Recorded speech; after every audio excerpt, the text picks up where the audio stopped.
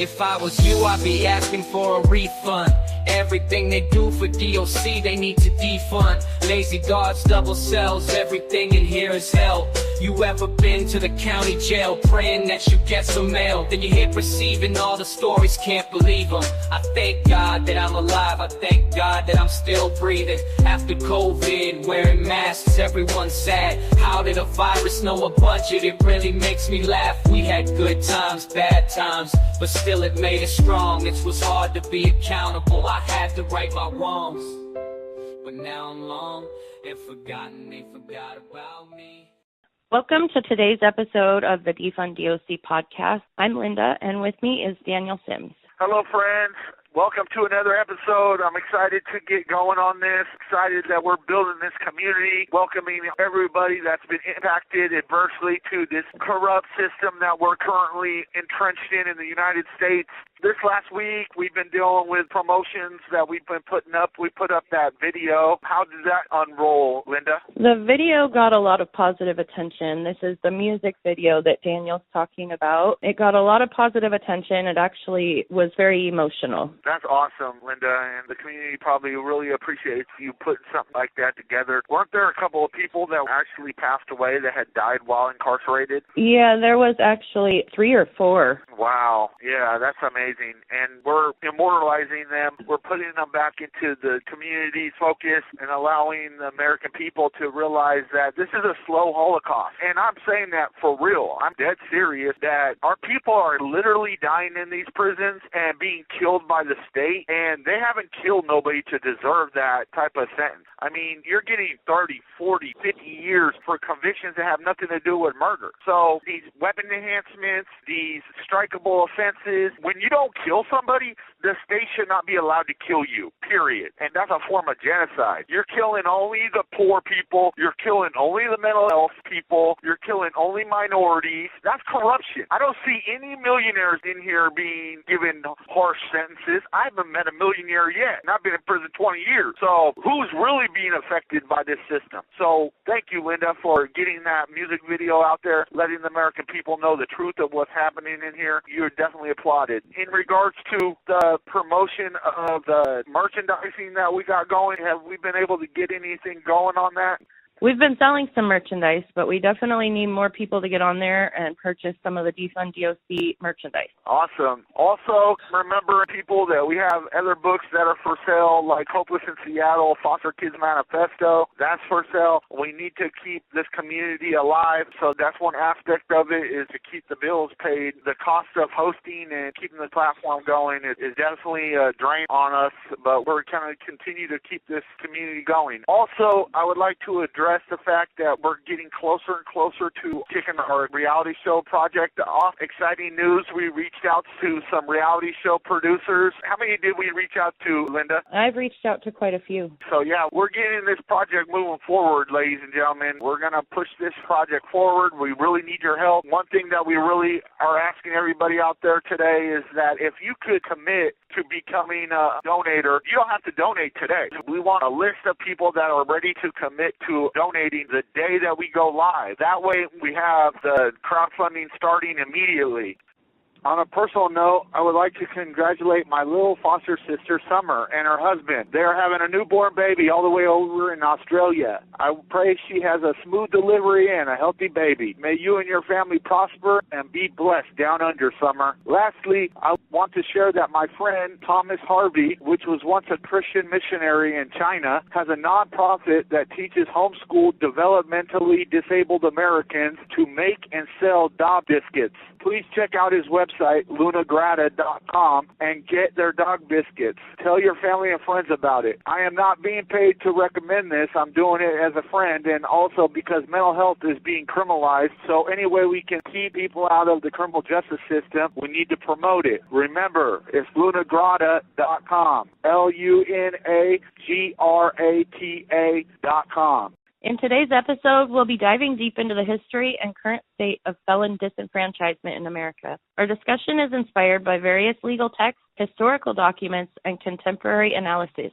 In 1878, Thomas M. Cooley released the 4th edition of his book, A Treatise on the Constitutional Limitations which Rest upon the Legislative Power of the United States of American Union. This work has been one of the authorities that the government relies on when arguing that certain Americans should not be allowed to vote or bear arms. For instance, in the recent case of the United States versus Montoya, Cooley's treatise was referenced. Cooley noted that certain classes have been almost universally excluded from the proper exercise of the elective franchise, including women, infants, the idiot, the lunatic, and the felons on what he termed obvious grounds. Yeah, well, somebody please tell me how this is obvious. I mean, ladies and gentlemen, there are women voting today, right? Correct? Why are they saying this is obvious? And also, slaves are not a thing no more. So for them to rely on Cooley's treatise that was written in 1878 to disenfranchise our people from voting if you have a felony or if you're incarcerated is just pure corruption. Because you got to think, if you're relying on a text that has already been proven false, like, for instance, that women are not universally excluded, slaves are not universally excluded, the idiot, the lunatic, those are not universally excluded classes anymore. And actually, in a lot of states, the felon is not disenfranchised. And there's actually 2 states currently, I believe there might even be a third, that allows prisoners to vote. So what is happening? Why are people afraid of the American people that are incarcerated or have a felony from voting? Maybe it's because it's the elite that have the power over the legislators, branches, the courts, and they're trying to keep the American people down if they commit a crime when they're 18. So that by the time they're 40 or 50, when they're able to be a civic member, speak maturely, and articulate cases for their class of people, whether the poor class, minorities, the mental health, by that time they already have a criminal record, so therefore they're not going to be included into the civic arena. And disenfranchising those classes of people from voting and being a part of civic discussion and free thinking is a form of suppression. And it's keeping the American people to a lower second standard of citizen. And we need to abolish it. We really need to be about our people, about growing the voters that are allowed to vote, as opposed to finding ways to keep regular American citizens on the voting rolls. I mean, you shouldn't be taken off the voting rolls unless you have committed treason or you're dead. I mean, that's it. You're either a citizen or you're not a citizen. Until you betray the country, I'm a very patriotic person. And therefore, for them to take me off the voter rolls because I was typed into prison is a form of brutality, because you're taking my voice. You're taking my ability to speak through the vote. And I believe I have the right to vote, just like millions of other Americans should have the right to vote. And you got to think, there's a big difference in the voting results if the prisoner class and the felon class are allowed to vote. Because during the Bush and Gore election, I think it was in 2000, the vote literally came down to a matter of, I believe it was around like almost 3,000 votes in the whole country. So you can see how much of a difference it would make if felons and prisoners are allowed to vote across this country. So I appreciate you bringing this talk up, Linda. You're the one that chooses what we're speaking on. Thank you for bringing this to the forefront, sharing with the American people that they're stripping our people of their vote, and then they're turning around giving them the large amounts of time to the same people that have no vote, and then saying, oh, well, you do the crime, you do the time because you somehow have agreed to doing that time. Well, that's not the truth. The truth is the elite have taken the podium and bully pulpited it, turning it into demonization of the American people and trying to sit back after they demonize everybody that has, a drug abuse problem or has a mental health problem or is in poverty and happens to fall into illicit criminal activity. You're going to strip them of their right to vote. And that's a form of elitism. Everybody should have the right to vote. And for you to bring this topic up, it's very close to my heart, so I very much appreciate that, Linda. If it's been concluded that women, people with mental disabilities, former slaves, and others are competent to vote, then logic and reason should also extend this right to felons and prisoners. On August 26, 1961, taxpayers, voters, and residents of Jefferson County, Alabama, filed a complaint in the U.S. District Court for the Middle District of Alabama, challenging the appointment of the Alabama legislator. This case eventually went on to the U.S. Supreme Court, where it was stated that the right to vote freely for the candidate of one's choice is of the essence of a democratic society, and any restrictions on that strike at the heart of the representative government. Taking the right to vote away by operation of law is a akin to civilly murdering someone. It strikes at their civil heart, stripping them of the most fundamental of civil rights. Absolutely.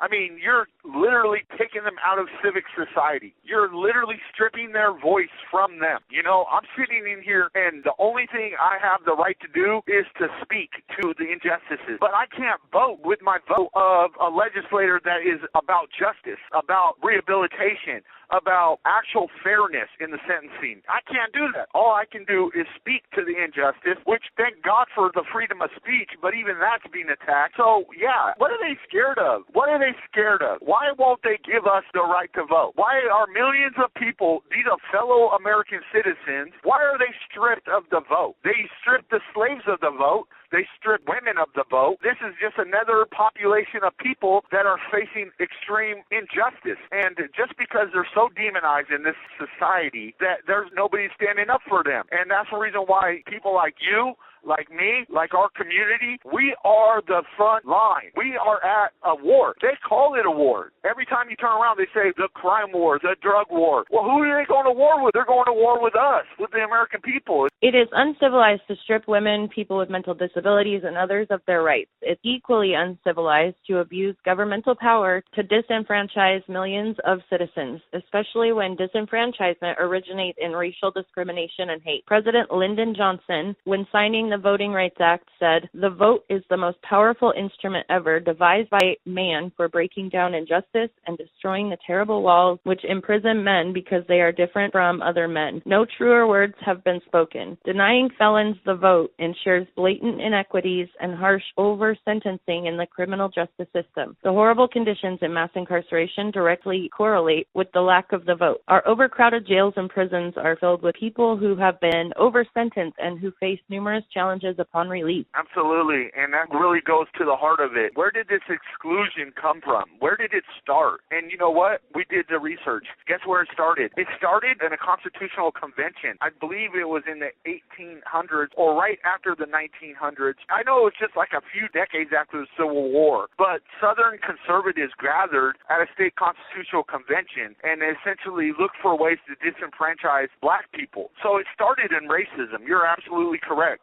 The injustice of inadequate medical care, lacking treatment solutions, and non-existent educational opportunities would have to be addressed. If the right to vote were restored, felons and prisoners could form coalitions and advance the interests of marginalized communities. Currently, their lack of wealth and social prestige denies them access to politicians. The systemically unfair disenfranchisement scheme is meant to perpetuate a corrupt and hate-filled conspiracy thought up by overtly racist politicians. Without the right to vote, the interests of felons, prisoners, and their families will always be subordinated. As President Abraham Lincoln stated, "No man is good enough to govern another man without that other man's consent." Absolutely, and he's one of our greatest presidents. He went to abolish slavery. Problem is, he had a bunch of people that were sitting on the sidelines saying, yeah, go ahead and abolish slavery, but let's reserve this one segment of the slave clause of the 13th Amendment. Let's just enslave felons. So now we got the 13th Amendment, and every prisoner that's in the prison system across this whole country is now a slave. I mean, there's case law that says this. Every prison that you go to has prisoners working for free or pennies. So that's one aspect of it. So yeah, definitely, I agree with you. Abraham Lincoln was one very strong president, and I appreciate you highlighting that speech. Now it's time for a short break. We'll be back in just a moment.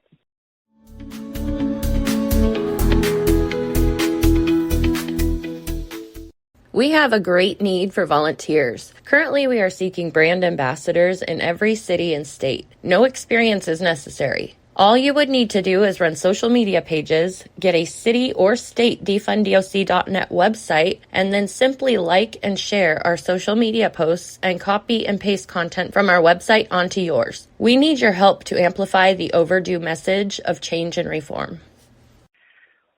Hey, everybody. It takes funds to keep this social justice mission going. We have bootstrapped it with our own money, but we need your help moving forward. So we are exploring ways to raise funds.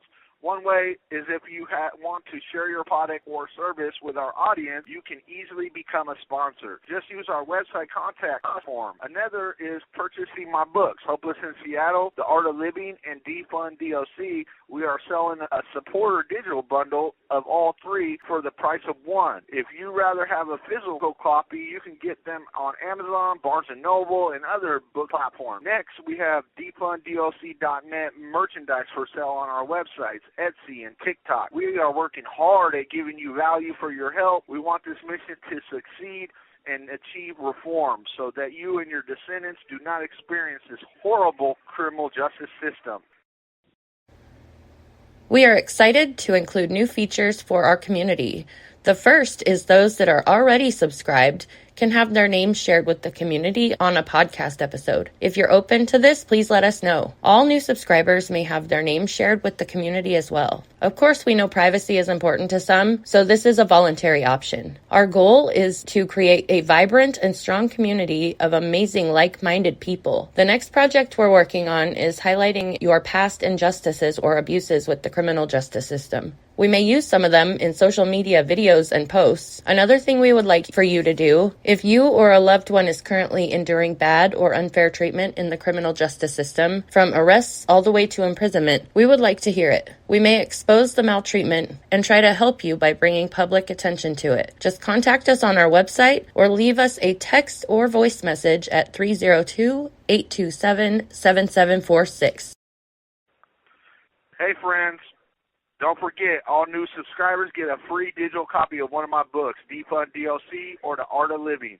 If you invite some of your social media community and they subscribe, we will give you the other book too. Please refer your family and friends today.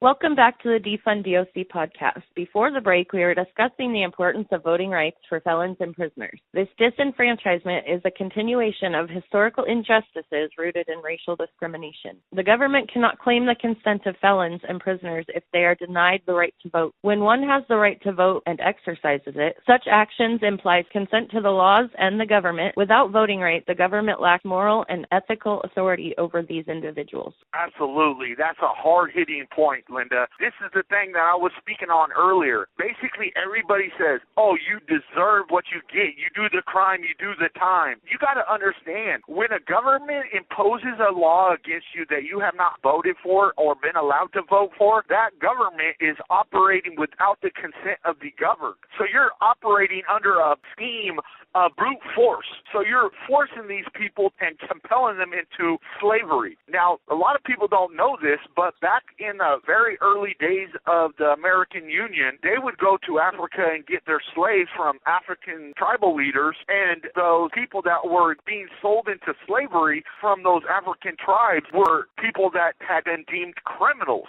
So this is nothing new under the sun, ladies and gentlemen. This is a practice that has been in existence. This was Africans selling their own African people into slavery because they had a pretext of crime. And that's exactly what they're doing to us today. They're using the pretext of crime to enslave your son and your daughter into this corrupt system. And then they're turning around and saying, yeah, they deserve 30 years in prison because they had a drug dispute and alleged robbery, or they deserve a 30-something year prison sentence because they sold cocaine on the corner. So, yeah, this is a very harmful practice. And if you don't have the right to vote, then the amount of time that you're getting for these sentences is extremely unfair and disproportionate. So I'm very glad that you highlighted this. They have no moral high ground to impose long sentences on our people if those people do not have the right to vote. Our country's modern criminal justice and mass incarceration systems were created to promote white supremacy, racism, and hate. Prison abolitionists trace the roots of today's carceral state to the racial order established by slavery. The criminal justice system is controlled by individuals elected into office. They are the ones making the laws that send people to prison and deciding who gets prosecuted.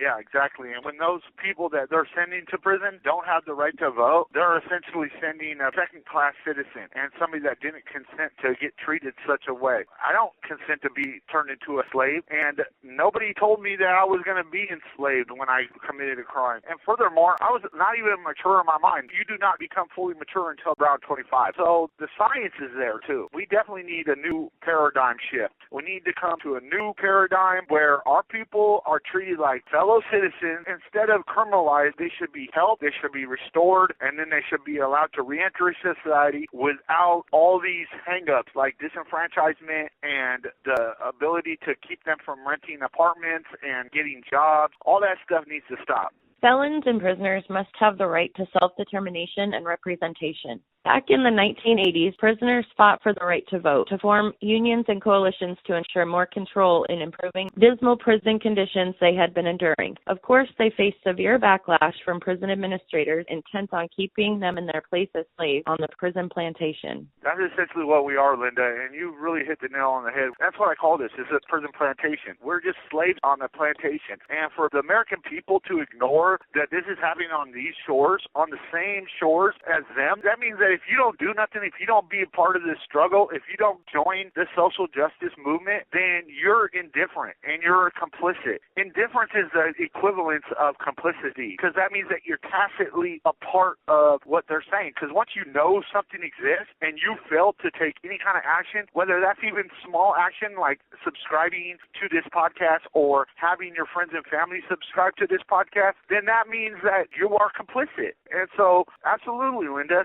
The new prisoner groups want control, the one privilege the administration will not easily confer. Conflict appears to be unavoidable. The type of conflict predicted by the new model, however, depends in part on how the groups are characterized. If they are depicted as murderous street gangs, then the administration can neither yield power to them and thus permit more murder, nor win power from them and thus risk riots. The result is a permanent violent conflict. So this is the thing. If you view prisoners as rapists, murderers, robbers, then why would you see power to them in any fashion? Whether that's the power to vote, whether that's the power to form a union, whether that's the power to vote, to basically do anything. But if you view them as a political force, if they have the right to vote, if they have the right to form unions, then they have to be dealt with like a political entity, just like a Democratic Party has to be dealt with in the political process, just like the Republican Party, just like the Libertarian Party, the Green Party, whatever party. When you're seen as a political force, then people have to deal with you fairly. And that is the reason why we're in this dilemma today. That is the reason why slavery has existed in this country for so long, is because they strip the vote from the American people that get incarcerated, and they essentially demonize them through the media for decades. It's not until just recently that podcasts and blogs and social justice movements have started highlighting what is really, really happening in DOC, in BOP. It's extreme cruelty. It's a violation of international law. In the actual treaties written between the United Nations and other countries, they have actually put it in, codified in the treaty, that you're not allowed to have any kind of slaves. But yet here we are with the biggest slave class in the human history. There's more slaves in prison today in this country than anywhere in the whole world and in all time. So obviously, when you don't allow them to vote, this is what happens. So that's why we need the right to vote.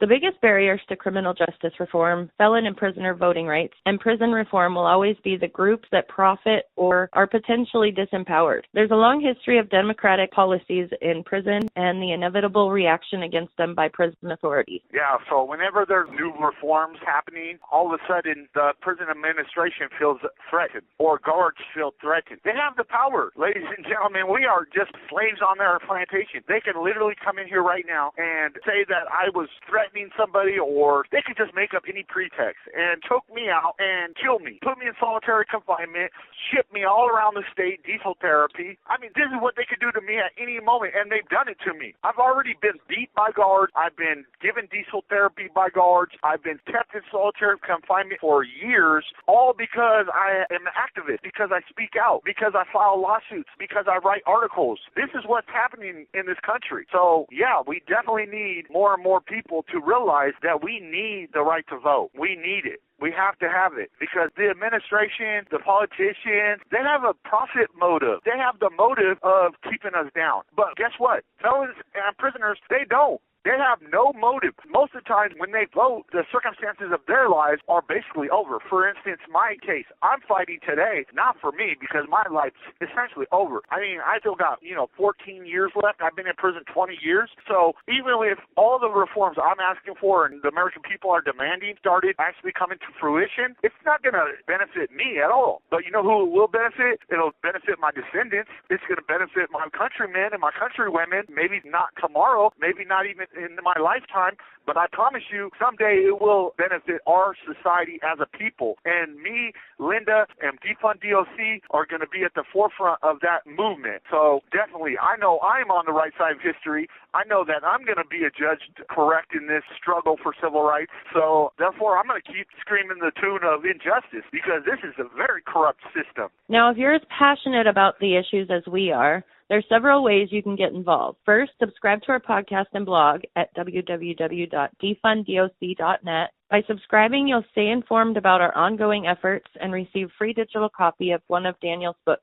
DefundDOC, Turning All Prisons into Treatment and Career Centers, or The Art of Living, Everything You Need to Achieve Success in Life and Business I Learned in Prison. Absolutely, ladies and gentlemen. I want to give these away to you. I want to give away 1 million of these books. Please help me. But that's not all. You can also take part in a revolutionary new reality show called Love and Prison Activism. This show aims to inspire prison reform by humanizing prisoners and those who love them. Auditions are open to everyone, and we're launching on July 4th to coincide with our country's fight for independence and freedom. Yeah, ladies and gentlemen, this is not no pipe dream here. We're speaking about truth, and we really do need millions of our people, the American people, to be a part of this. I mean, if you know anybody that has been impacted by criminal justice, tell them about this. Tell them to subscribe. Do you know somebody that's been incarcerated? You need to be a part of this, because your community has been preyed on. If you're a part of the working class, if you're part of the poor class, if you had a mental health problem, if you used to have a drug problem, or you still have a drug problem or alcohol problem, if you're a minority, anything, you are a part of this community, because though you may not have been piped into prison today, I promise you that your descendants will be. So we need you, ladies and gentlemen. And like I said in the beginning of the podcast, if you want to get on the list of the pre-donors list, then please email Linda on our website. You will be put on the list so that you'll be notified exactly the time that the crowdfunder goes live. That way you're going to be at the forefront, one of the first people donating, and we're going to be giving away a ton of stuff, whether it's books, merchandise. We're going to have some beaded stuff. I mean, we're going to be giving away a ton of stuff. We really want to make this an awesome crowdfunder. So yeah, definitely be a part of that. Commit to being a donor, and you'll be appreciated, and the Hands of Time will very much applaud you. If you want to support our mission financially, please consider purchasing items from our branded collection. We have sweatshirts, t-shirts, and more available on our website, Etsy, and soon on Cadmus Publishing. All profits go towards advancing your interests and the interests of the American people. This is not a vacuum. We are not an island. Everything that we're doing costs us money. We have to have your guys' help. I mean, we got hundreds of people on here subscribing. You guys are part of our community. And beyond the merchandise, also, if you guys have questions, put them in Ask the Prisoners thing. We had a question recently that we addressed, and we're going to address all the questions as they come. We definitely need them. Also, testimonials. Write some testimonials. Let's get the social justice movement going, Invite your friends and family. Most definitely buy some merchandise. We need to keep this going. You got to buy this stuff anyway. You buy sweatshirts, you buy shirts, you buy mugs. Buy them from us, so that not only are you buying what you need anyway, but you're helping a very, very amazing cause that's going to help you and your descendants and the American people. So definitely keep this movement going. Plus, for a limited time, you can purchase the Supporters Book Bundle, all 3 of Daniel's books for just $14.99. Remember, supporting this cause is an investment in a better future for all Americans. Thank you for joining us today on the DefundDOC Podcast. Until next time. Bye, friends. Hey, friends, another episode is over. We want to keep improving this podcast, so we need your suggestions for future episodes. Also, as you know, I have been in prison almost 20 years, so if you have any questions about the criminal justice system, feel free to ask, and I will try to answer it. Please email your suggestions or questions on our website. Do you have a social media community that you can share our posts with? Please join our social media platforms and share our posts. That really helps. Also, I know you are busy, but taking one moment to do a review would help us tremendously. Thank you all.